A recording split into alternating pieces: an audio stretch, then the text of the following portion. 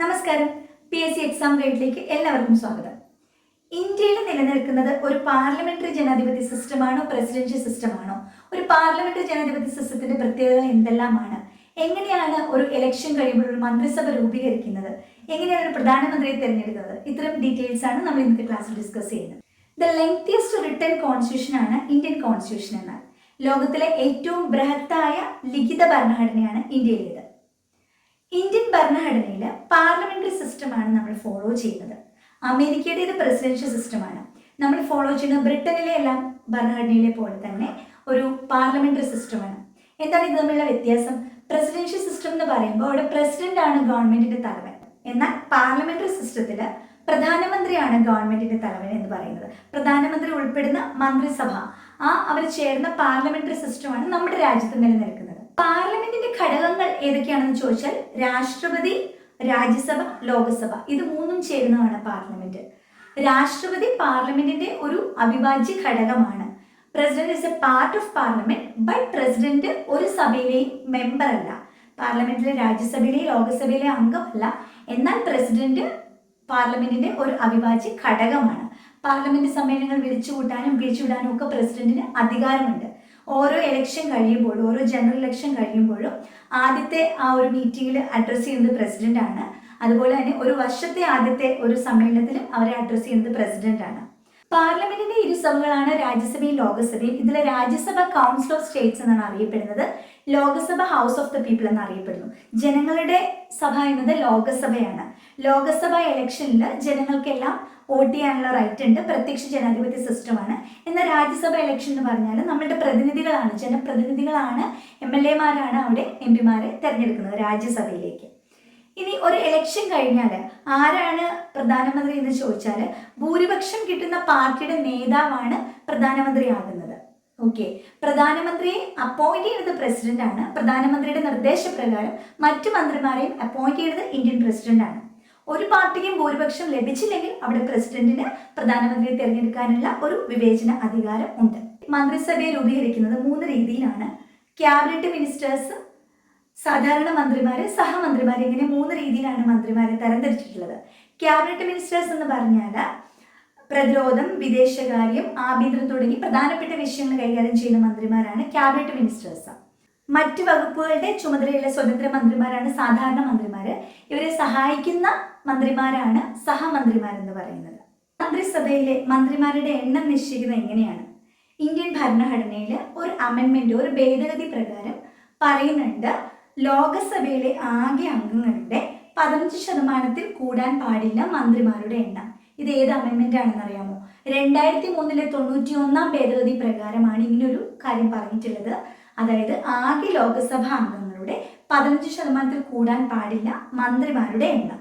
പാർലമെന്റിലെ 3 പ്രധാനപ്പെട്ട ഭാഗങ്ങളാണ് ലെജിസ്ലേറ്റീവ്, എക്സിക്യൂട്ടീവ് ആൻഡ് ജുഡീഷ്യറി എന്ന് പറയുന്നത്.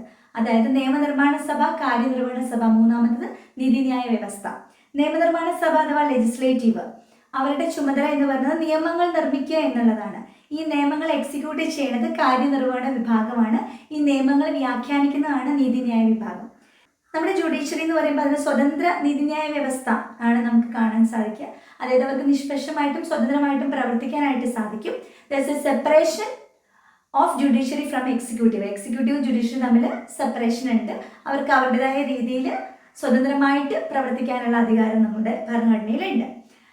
നമ്മുടെ DPSP പാർട്ട് 4 ആർട്ടിക്കിൾ 50 ഈ separation of executive and judiciary പറയുന്നത്. ഓക്കെ, ഈ 3 വിഭാഗങ്ങൾ ചേർന്നാണ് നമ്മുടെ രാജ്യത്തിലെ ഭരണനിർവഹണ കാര്യങ്ങൾ നടത്തുന്നത്. എക്സിക്യൂട്ടീവിന്റെ ഹെഡ് എന്നറിയപ്പെടുന്നത് ഇന്ത്യൻ പ്രസിഡന്റ് ആണ്. പാർലമെന്റിലെ ലോകസഭ സമ്മേളനം നടത്തുമ്പോൾ ലോകസഭയുടെ അധ്യക്ഷൻ ലോകസഭ സ്പീക്കറാണ്. അദ്ദേഹത്തിന്റെ അഭാവത്തിൽ ആ ചുമതല നിർവഹിക്കുന്ന ഡെപ്യൂട്ടി സ്പീക്കറാണ്. എന്നാൽ രാജ്യസഭ സമ്മേളനം നടത്തുമ്പോൾ രാജ്യസഭയുടെ അധ്യക്ഷൻ, രാജ്യസഭയുടെ ചെയർമാൻ ആണ്. രാജ്യസഭയുടെ ചെയർമാൻ ആരാണ് എന്ന് ചോദിച്ചാൽ ഉപരാഷ്ട്രപതിയാണ്. രാജ്യസഭയുടെ ചെയർമാൻ ഉപരാഷ്ട്രപതിയാണ്. ഉപരാഷ്ട്രപതി ഇല്ലാത്തപ്പോൾ ഡെപ്യൂട്ടി ചെയർമാൻ ആയിരിക്കും ആ ഒരു ചുമതല നിർവഹിക്കുന്നത്. ഓക്കെ, ഇനി രാജ്യസഭയും ലോകസഭയും സംയുക്ത സമ്മേളനം നടത്തുമ്പോൾ അവിടെ ആരാണ് അധ്യക്ഷത വഹിക്കുന്നതെന്ന് ചോദിച്ചാൽ അത് ലോകസഭ സ്പീക്കറാണ്. ഇന്ത്യയിലെ സംസ്ഥാനങ്ങളിൽ 6 സംസ്ഥാനങ്ങളിൽ ദ്വിഭരണ സിസ്റ്റമാണ് നിലനിൽക്കുന്നത്. ആ 6 സംസ്ഥാനങ്ങൾ കർണാടക, തെലങ്കാന, ആന്ധ്രാപ്രദേശ്, മഹാരാഷ്ട്ര, ബീഹാർ, ഉത്തർപ്രദേശ്. ഞാനൊരു കോഡ് മൈൻഡിൽ വെച്ചാണ് ഈ ഓർഡറിൽ പെട്ടെന്ന് പറഞ്ഞത്. എൻ്റെ മൈൻഡിലുള്ള ഒരു കോഡ് KT അംബു എന്നുള്ളതാണ്. KT അംബു എന്നത് ഇന്ത്യയിലെ ദ്വിമണ്ഡലം, അതായത് ലെജിസ്ലേറ്റീവ് അസംബ്ലിയും ലെജിസ്ലേറ്റീവ് കൗൺസിലും നിലനിൽക്കുന്ന 6 സംസ്ഥാനങ്ങളെ ഓർക്കാനുള്ള കോഡാണ്. K for Karnataka, T for Telangana, A for Andhra Pradesh, M for Maharashtra, B for Bihar and U for Uttar Pradesh. ഇത്രയും സംസ്ഥാനങ്ങളിൽ നമുക്ക് ദ്വിമണ്ഡല സിസ്റ്റമാണ്, അതായത് ലെജിസ്ലേറ്റീവ് അസംബ്ലിയും കൗൺസിലും ഉണ്ട്. ബാക്കി എല്ലാ സംസ്ഥാനങ്ങളിലും നമുക്ക് നിയമനിർമ്മാണ സഭ, ലെജിസ്ലേറ്റീവ് അസംബ്ലി, നിയമസഭ മാത്രമേ ഉള്ളൂ. ഓക്കെ, ഇനി ഇന്ത്യയിൽ ജനറൽ ഇലക്ഷനിൽ ഭൂരിപക്ഷം കിട്ടുന്ന പാർട്ടിയുടെ നേതാവാണ് പ്രധാനമന്ത്രി എന്ന് പറഞ്ഞു. അപ്പം അങ്ങനെ ഒരു പാർട്ടിക്ക് ഭൂരിപക്ഷം കിട്ടിയില്ലെങ്കിൽ അവിടെ പ്രസിഡന്റിന് ഇഷ്ടമുള്ള ഒരാളെ പ്രധാനമന്ത്രിയാക്കാമെന്ന് പറഞ്ഞു.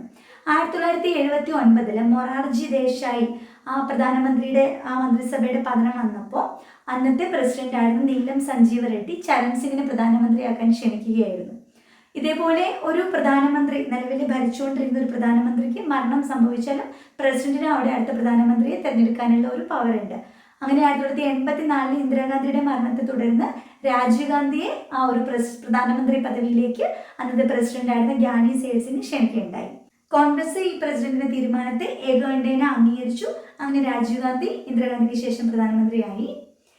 ഇനി ഒരു പ്രധാനമന്ത്രിക്ക് മരണം സംഭവിച്ചാൽ ആ പാർട്ടി തന്നെ അവരിൽ ഒരാളെ അടുത്ത പ്രധാനമന്ത്രിയായിട്ട് നോമിനേറ്റ് ചെയ്തിട്ടുണ്ടെങ്കിൽ അദ്ദേഹത്തിനെ അപ്പോയിന്റ് ചെയ്യാനായിട്ട് പ്രസിഡന്റ് ബാധ്യസ്ഥനാണ് എന്ന കാര്യം കൂടെ ഇവിടെ നമുക്ക് ഓർക്കേണ്ടതുണ്ട്. ആർട്ടിക്കിൾ 74 പ്രകാരം പ്രധാനമന്ത്രിയുടെ കീഴിൽ ഒരു മന്ത്രിസഭ ഉണ്ടായിരിക്കണം. പ്രധാനമന്ത്രിയുടെ നേതൃത്വത്തിലുള്ള ഈ മന്ത്രിസഭ സുപ്രധാന കാര്യങ്ങളിൽ പ്രസിഡന്റിനെ ഉപദേശിക്കുകയും വേണം. ആർട്ടിക്കിൾ 75 പറയുന്നത് പ്രധാനമന്ത്രിയെയും മന്ത്രിമാരെയും നിയമിക്കുന്നത് ഇന്ത്യൻ പ്രസിഡന്റ് ആണ്. പ്രസിഡന്റിന്റെ കൂടെ ഇഷ്ടത്തിനനുസരിച്ച് വേണം ഈ മന്ത്രിസഭ ഭരണം നിർവഹിക്കാനായിട്ട്. മന്ത്രിസഭയ്ക്ക് ജനങ്ങളോട് കൂട്ടുത്തരവാദിത്തമാണുള്ളത്.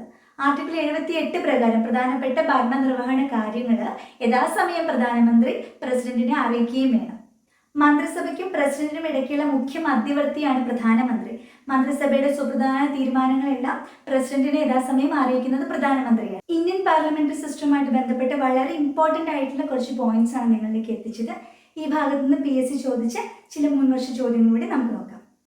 കാര്യനിർവഹണ വിഭാഗവുമായി ബന്ധപ്പെട്ട ശരിയായ പ്രസ്താവന ഏത്? പാർലമെന്ററി സമ്പ്രദായത്തിൽ പ്രധാനമന്ത്രിയാണ് ഗവൺമെന്റിന്റെ തലവൻ. പ്രസിഡൻഷ്യൽ സമ്പ്രദായത്തിൽ പ്രസിഡന്റ് ആണ് ഗവൺമെന്റിന്റെയും സ്റ്റേറ്റിന്റെയും തലവൻ. സെമി പ്രസിഡൻഷ്യൽ സമ്പ്രദായത്തിൽ പ്രസിഡന്റ് ആണ് തലവൻ. ഇവിടെ കറക്റ്റ് സ്റ്റേറ്റ്മെന്റ്സ് ഏതൊക്കെയാണ്? ക്വസ്റ്റ്യൻ നമ്പർ ഇട്ടിട്ട് നിങ്ങൾ ആൻസർ ഇവിടെ കമന്റ് ചെയ്യണം. ഇന്ത്യൻ ഭരണഘടന വിഭാവനം ചെയ്തിരിക്കുന്ന പാർലമെന്ററി ജനാധിപത്യ ഭരണവ്യവസ്ഥ സമ്പ്രദായത്തിനോട് യോജിക്കാത്ത പ്രസ്താവന ഏതെന്ന് ചോദിച്ചിട്ടുണ്ട്. ഇവിടെ നമ്മൾ ശ്രദ്ധിക്കണം, ഇന്ത്യൻ പാർലമെന്ററി ഭരണ സമ്പ്രദായ പ്രകാരം ഓപ്ഷൻ ബിയിൽ കേന്ദ്രത്തിലും സംസ്ഥാനങ്ങളും ദ്വിമണ്ഡലം എന്ന് പറഞ്ഞിട്ടുണ്ട്. അതൊന്ന് ശ്രദ്ധിച്ച് വായിക്കുക. ഇവിടെ അതാണ് തെറ്റായ സ്റ്റേറ്റ്മെൻറ്റ്. കാരണം എല്ലാ സംസ്ഥാനങ്ങളിലും ദ്വിമണ്ഡല സഭ ഇല്ല, അത് ശ്രദ്ധിക്കുക കേട്ടോ. ബാക്കി മൂന്നും ശരിയല്ലേ? ജനങ്ങൾ പ്രതിനിധികളെ തിരഞ്ഞെടുക്കുന്നു, അതുപോലെ ഇന്ത്യയിൽ തിരഞ്ഞെടുക്കപ്പെടുന്നവർ ചേർന്ന് ജനപ്രതിനിധി സഭയായിട്ട് പ്രവർത്തിക്കുന്നു, നിയമനിർമ്മാണമാണ് ഇവരുടെ ചുമതല. ശരിയല്ലേ അതെല്ലാം? അപ്പോൾ ഇന്ന് തന്നിട്ടുള്ള ഇൻഫർമേഷനൊക്കെ നിങ്ങൾക്ക് പ്രയോജനപ്പെട്ടു എന്ന് കരുതുന്നു. നിങ്ങൾക്ക് പ്രയോജനപ്പെട്ടു എന്ന് തോന്നിയാൽ തീർച്ചയായിട്ടും നിങ്ങൾ ലൈക്ക് ചെയ്യണം. നിങ്ങളുടെ സജഷൻസും കമൻസും ഒക്കെ അറിയിക്കുക. അതുപോലെ നിങ്ങളുടെ സുഹൃത്തുക്കൾക്ക് പരമാവധി ഇത് ഷെയർ ചെയ്ത് കൊടുക്കുക. ആരെങ്കിലും സബ്സ്ക്രൈബ് ചെയ്യാതെ കാണുന്നുണ്ടെങ്കിൽ പ്ലീസ് ഡു സബ്സ്ക്രൈബ്. ഓക്കെ, നമുക്ക് വീണ്ടും കാണാം. വീണ്ടും കാണുന്നവരേക്കും